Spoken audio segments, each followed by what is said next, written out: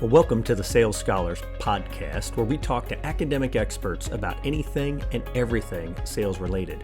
Well, today's guest is Dr. Dawn Deeter, who is a professor and the director of the National Strategic Selling Institute at Kansas State University. Now, Dawn received her PhD from the University of South Florida, and she has served on the faculties of Monmouth University and Ohio University. She's earned numerous teaching awards for teaching excellence, and her research focuses on sales manager effectiveness, managing sales forces across cultures, and recruiting top salespeople. And her research has been published in a variety of journals, so we're looking forward to our conversation with her. Well, hey, we're excited today to have Dawn Deeter with us from Kansas State University. So, Dawn, welcome to the show. Thanks. I'm excited to be here. We're excited to have you. I mean, I think when we first talked, I had mentioned to you that from the outside looking in, I've watched at some of the great things you guys have done, particularly in sales competitions. So it's going to be a lot of fun to have a conversation today with you in and around kind of your expertise in the sales world. So maybe a great place to start is just tell us a little bit about the National Strategic Selling Institute at Kansas State and kind of how you got involved in the academic world. Sure. So the National Strategic Selling Institute has been around, I guess we're going to start our 10th year here. I was hired to start the program back in 2011. And so I came out, they had started some curriculum development and they had built a small sales lab in the attic of our old building. And so that's where we started, in the attic, and my office was in the basement. So I remember when I got my first Fitbit, it was great because I was running up and down 4 flights of stairs all the time. So I always got a lot of steps in. But so we got started. Our certificate in professional strategic selling was launched in 2013. And that is exactly like a minor, but it's open to anyone in the university. So inside the college business, outside the college business. And we started, I suppose, with about 15 students. We had our first graduate in 2014, December 2014. We had one graduate. And now we are up to about 170, 180 certificate students. And then 2 years ago, we launched our major in professional strategic selling. And so we have roughly 50 to 60 majors in sales. So that program has grown more quickly than it has always grown more quickly than I expected, but certainly the major did. We thought that the certificate would shrink when we launched the major, but it actually grew along with the major. So that's been nice to see.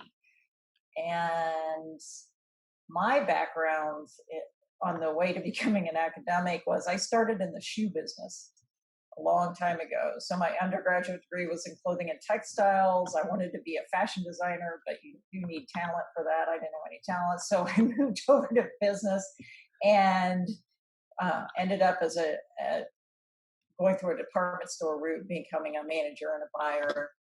I did that for about 10 years. And it was during that time that I realized I didn't want to buy shoes for the rest of my life. Although my husband will tell you I still buy a lot of shoes. It didn't change how much you like shoes? It didn't change how much I like shoes, but I ended up starting my master's and then decided to go for my PhD at University of South Florida, and then started the academic route from there. So I went to New Jersey at Monmouth University, and then I was at Ohio University for 12 years, and they have a big sales program there. And that's what led me to Kansas State. I was looking for something, just take a slightly different direction in my career. And Kansas State was looking for someone to start the sales program. And it just ended up being the perfect fit. Oh, wow. Now, was there anything in particular, like when you think back to that time that drew you in from like a sales perspective? So when I was working on my PhD, they always want you to pick a specialty, right? And I started looking at the organizational buying literature because had been a buyer, and I thought, well, that makes sense. And I found it dreadfully boring, which was maybe why I got out of buying to begin with. But then I ended up but I had worked with a lot of salespeople over the years, right? And so I had several really good mentors at the University of South Florida that worked in the sales area, and I started talking to them more and more. And then once I taught my first sales class, I was hooked. And so I started doing research in sales and just really loved teaching that sales class. And now it would be so hard to go back and teach what I would call a regular class because sales is just so much fun to teach because I really feel like I'm helping them develop a skill that will change their lives. So, Yeah. That's a great observation too on the impact of selling. It's funny. I spent a portion of my career as a buyer as well. And I actually feel a little bit like having been a buyer has helped me in teaching sales. right. What's your thought on that? Have you had any experience kind of taking some of what you learned from that buying side and applying it to the selling side? Absolutely. And I still like to have my students play the buyer role. In fact, they're doing that right now in my Fundamentals of Professional Selling class because I think you learn so much as the buyer. You recognize what works and what doesn't. And I always felt like being in that role really prepared me to help people be better salespeople because I understand the buyer side. I understand the buying decision process and what we're looking for. And I think it's a very unique perspective, but I think it's incredibly helpful in teaching sales. Yeah. Yeah, I agree. I always felt like if you've had the experience as a buyer and then the experience as a seller, you get to, the kind of walk in the other person's shoes and at least have an Mm-hmm. idea of how they might think about certain things. Mm-hmm. Yeah, no, that's Absolutely. great. Well, look, I know that you have done some work in research, in particular, in the kind of the topic of sales management, and Mm-hmm. specifically just effectiveness in the role as a sales manager. So I'm curious on Mm-hmm. some of the skills that you have seen that really are required to be successful today, or maybe some of what your research has introduced you to. Right. Well, and I went back and reviewed my research again in preparation for this conversation, and I was looking at the things, what's different between what the sales manager looks at and what the salesperson thinks is important. And so that was one study we did that here's the sales rep's perceptions and here's the sales manager's perceptions. They both think supportive communication is important, developing positive morale, setting effective or clear expectations and giving effective feedback. All those things are important. And I don't think that would be a big surprise to anyone. But for the rep, what was really important were the organization and time management skills of the sales manager. And that's something that doesn't get a lot of play, I think, because it just seems like oh yeah, of course, you need good organization and time management skills. But the reason you need that is to help create this environment, get everything out of the way so the rep can sell. So you're organized, you help support the rep, and then you get out of the way so the rep can just sell, if that makes sense. Yeah. Whereas the sales manager was really concerned with their own selling skills, their reputation, and their being a role model in terms of role modeling the selling skills. Okay. And you're saying that was a contrast between the salespeople's perception and then the manager's perception? Yes, yes. And so the salespeople didn't care if the manager was good at selling. They cared if the manager was good at helping them be better sellers. And the sales manager was more concerned with, oh, I've got to be a good seller if I'm going to have reps that are good sellers. Gotcha. So it was almost like there was these two roles that you've got these sales managers that almost want to be super closers and come in and here's how it's done. And the manager or the reps are saying, manager, help me on the back end so that I can be really successful. Gotcha. And that feels like one of those things that could be a point of conflict or of tension if it is, not addressed. If I was a sales manager and you were sharing some of the insight that you talked about, how might you coach me in terms of, doing a better job with my sales team to help close the gap that's created with one of those perceptions? So there's actually a coaching system that I love. and I'll share that with you and give them a plug, I guess. It's out of Toronto, Canada, the self-management group. It's called Managing Effort, Getting Results, and it's a coaching system for managers, literally. And we use that curriculum in our Salesforce leadership class. And it's the idea that you coach for effort, and as a way to get results. When you say coach for effort, what does that look like? So it's establishing a mindset where the people that get coaching are the people that are doing the activities and getting the effort and working to get better. And if someone isn't working to get better, you don't spend your time with them. And it goes against everything I think most managers think. I've got to help the poor performers. Yeah. And I'm not going to spend time with the best performers because they're doing okay. When in fact, if you spend time with the best performers, you're going to get a bigger payoff. And you'll spend time with the poor performers if they're trying to get better and they're doing the activities that are trying to get better, because then they're open to coaching. But if you've got someone who's just not putting forth the effort, then they don't get your time, because you can grind your wheels all day long trying to get them to do something. And if they're not interested in doing it, they're not going to do it. And so it's all about helping the people that are motivated to get better. But it's self-motivation, not you're trying to push them to do it, if that makes sense. Gotcha. And so that would be if you were kind of providing some insight to a sales manager on coaching their team, that would be one of the paths that you would recommend taking, is like, hey, if they're putting in the effort, partner with them and do some coaching work. Yeah. That's great. Any other, as you look at the landscape of sales management today, obviously lots of things are changing, and, the digital tools are being more used in the marketplace. Buyers are a little bit tougher to get in touch with, it seems like these days. More companies are buying via committee versus individuals. So lots of shifting, changes in the landscape. Have you found, as you look at your research, any particular skills that you think, hey, for today's sales managers, here's some skills that would be of real value to be developing yourself? So I think besides the organizational time management skills, I think the ability to ask questions and really coach, those are the skills that are really important. And then, of course, utilizing technology, but utilizing it in a way that's for development and not necessarily gotcha stuff. So in other words, I feel like CRM and AI tools and so forth, what they offer is tremendous, but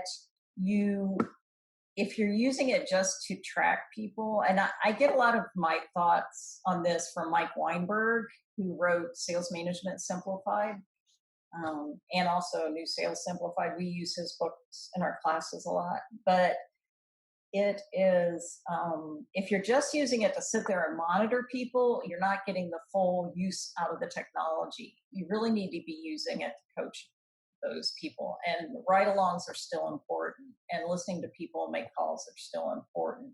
So it's almost like with all this technology, some of the basics have been lost of just going out and spending time with your salespeople.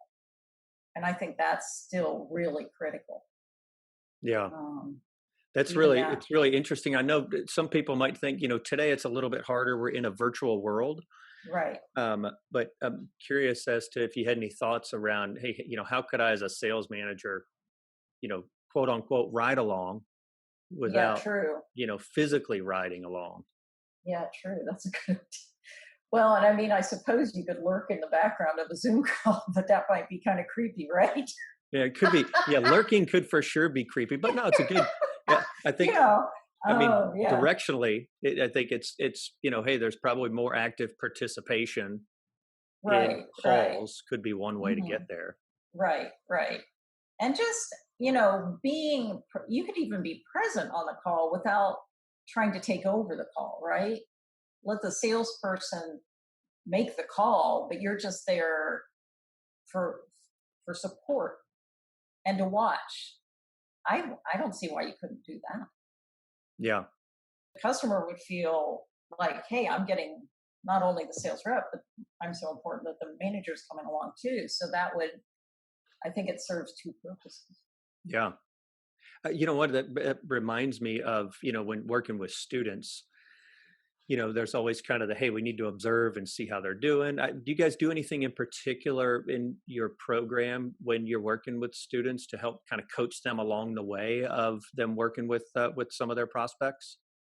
So we do a couple things, and I'll start with what I'm doing right now in my fundamentals of professional selling classes. We're doing phone calls, coaching phone calls. So they make the call. It's recorded through Refract. And so I get coaching insights. And so it tells me how much time they spoke versus the customer, how many questions they asked across the conversation, how many switches there were between the buyer and the seller. It tells me how fast they talk. It tells me their filler words. And they can also go in and see that. And then what I was doing this morning before we had our call is that I'm coaching, and I'm not grading them because I had them do a practice one first, but I'm coaching insights. So you can timestamp the comments. And so I'm listening and I'm typing in my comments as they go so that they can go back and see, hey, this was a great question. Hey, you might want to think about this here. And so I'm providing all that coaching feedback. I know one of the things that sales managers sometimes do, or that people encourage salespeople to just go practice something. But, the idea of practicing, but not actually having anybody along the way giving you insight as to if you're doing it right or doing it wrong is, that's just practicing over and over again and wondering why are my results why you're not getting better? Right. It's the coaching part that makes it work. So. I know on this topic of sales management, kind of cross-cultural management is another area of kind of some research and expertise that you have. And it reminds me of the fact that, today we're in such a global business environment is what we all live in. You could probably argue too that with the advancement of technology and Zoom meetings, borders are even more knocked down today. And so if I'm a sales manager, working with a cross-cultural team, what are some of the things that I really need to be aware of or paying attention to? Well, the research in this area is fascinating to conduct, first of all. And the research I've been doing, is qualitative. So a lot of interviews, one-on-one interviews. And some of the stuff that comes out, it's very mundane, but it's so important. And you wouldn't even think, I don't think people realize the importance of it. One of the things that has come up over and over is that the managers are not respecting the time differences. Oh, okay. And that the manager is demanding, we have a meeting at this time. And, you've got someone who's 14 in a time zone, a 14-hour difference. And they're like, so now I'm in a meeting in the middle of the night. And that issue is huge for the salespeople. And it's fairly, I don't know that upsetting is the word, but some of them felt really strongly about it. They worded it very strongly that they just aren't thinking about the time zone differences in the home office. It's having a huge effect on the morale. Yeah, it sounds like, in your research, you're hearing directly from salespeople. Yeah. And they could point out a variety of things. And that's one that has bubbled to the top in terms of some of the tension. Yeah. And another thing that came up, and this one's kind of funny, but that, you always talk about language differences, but generally in a lot of these companies, English is spoken at some level, well, at least in the companies I was talking to, because they were either British or US based companies. But that people, if there was something they didn't want to do, they would pretend to not understand the language. I feel like I get that in the classroom sometimes. But I know that they understand the language. I know, right? Exactly. Yeah, I thought that was hysterical. But the most interesting thing to me is the the pull between organizational culture and national culture. And so, if you are, let's say, you're a U.S. based firm, and you have a sales force in Latin America that is the salespeople are local, they're more likely to side with the customer and the national culture than with the organization. Okay. If they didn't, so there's this pull between the organizational culture and the national culture. And so some companies were actively taking steps to try to pull them into the organization, like bring them to the home office for rotations or to get them feeling a part of the organization so that that organizational culture was strong. And there was one company that I talked to where everyone in that company said I would ask that issue, and they said, you know, our organizational culture is so strong that it's always going to come first. And so And I was just that thought the that case? was, Did you talk to any of their salespeople? I mean, did you see that it yeah, showed up in the yeah, it organization? showed up in the organization. So from top to bottom. So they have done an excellent job of developing that organizational culture. But in others, it was not. Gotcha. And Were you able to so point to anything that those organizations did that you were like, okay, hey, these are some of the big difference makers? I think it's the one company brought their people in, like no matter where they were, whether they were based in Russia or they were based in Latin America or Europe, they would bring them in um, for a period of time when they first joined the company to teach them about the company and what they stood for and the different processes so that they understood everything that went on at that home base and then sent them back out to the field. And then the managers felt that it was very important to get out, like the managers were based in the US, but they went to the location on a consistent basis and learned Okay. local language and really attempted to appreciate, well, I mean, they did appreciate the local culture.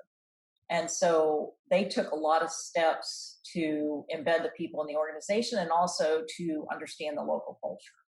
And that worked really well for them. Okay. Yeah, I can see how that would make a big difference when you're working with teams who are spread out across Mhm. multiple cultures.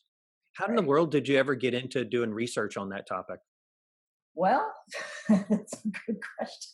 I um, I did a sabbatical when I was at Ohio University, and I was thinking about what I wanted to study on my sabbatical because I knew one thing I wanted to go overseas, and I had actually gotten this topic idea in a conversation with a friend of mine. And the more I developed it, the more interesting it became to me. And so it was really what I originally wanted to look at was a triangle, the relationship between the salesperson and the sales manager, salesperson and the buyer, and then the buyer and the sales manager, if there was a relationship there. So almost like this triangle of relationships. But that was massive. It was a massive undertaking. So I narrowed it down to the sales manager and salesperson. But then when I went to England for my sabbatical and I started working with Nick Lee and John Rudd, who were both at the time, they were at Aston University. They're now at the University of Warwick. But just doing interviews based with some British companies or companies that had locations or subsidiaries in the UK.